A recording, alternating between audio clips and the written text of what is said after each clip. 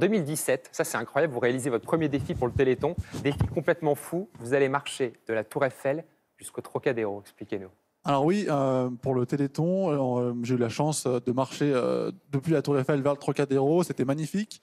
C'était un souvenir qui est quasiment comme un rêve. En fait, quand je l'ai vécu, c'était presque comme un rêve. Mais j'arrivais pas à croire que c'était réel quand je le faisais.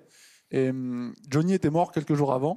C'était le jour de ses obsèques. C'était le jour de ses obsèques. Et quand j'étais sur la ligne, j'entendais les chants sur les Champs-Élysées, les chants pour Johnny. Et c'était assez irréel. Il faisait froid. C'était un jour d'hiver, voilà.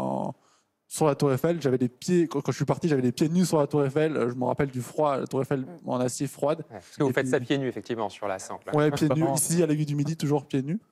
Et du coup, c'était magnifique. Et voilà, c'est un souvenir exceptionnel. C'est ma première rencontre avec le Téléthon aussi. Et bah, maintenant, ça fait 3 ans qu'on se revoit tous les ans. Combien de temps ça a pris là pour traverser? Là, j'avais mis 35 minutes. 35 minutes pieds nus comme ça. Avec beaucoup de Avec vent. le vent. Non, mais au-delà de ça, c'est pieds nus sur une ligne aussi fine, quoi, avec les pieds qui doivent s'engourdir et tout. Ça doit être une punition. S'il faisait froid, je ne pensais pas avoir froid aux pieds à Paris. Ça doit être... Et en fait, si c'est possible. On peut revoir justement, parce que je crois que nos téléspectateurs n'ont pas bien vu la dimension de cette sangle. C'est vraiment la taille d'un pouce, comme vous l'avez précisé tout à l'heure.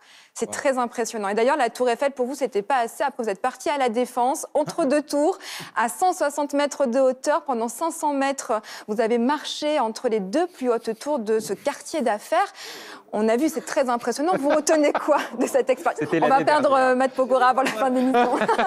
Alors, c'est justement, c'est ce que dit Matt, en fait, là-bas. La grosse différence, c'était le côté vertigineux. C'était les immeubles qui sont rectilignes. Quand on est sur un toit, on est sur un toit. J'étais avec Jonas, j'ai rencontré Jonas là-bas, sur ce toit de Cœur Défense.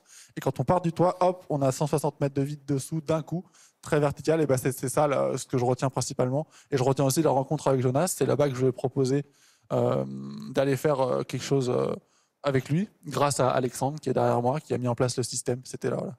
Tout ça, la Défense.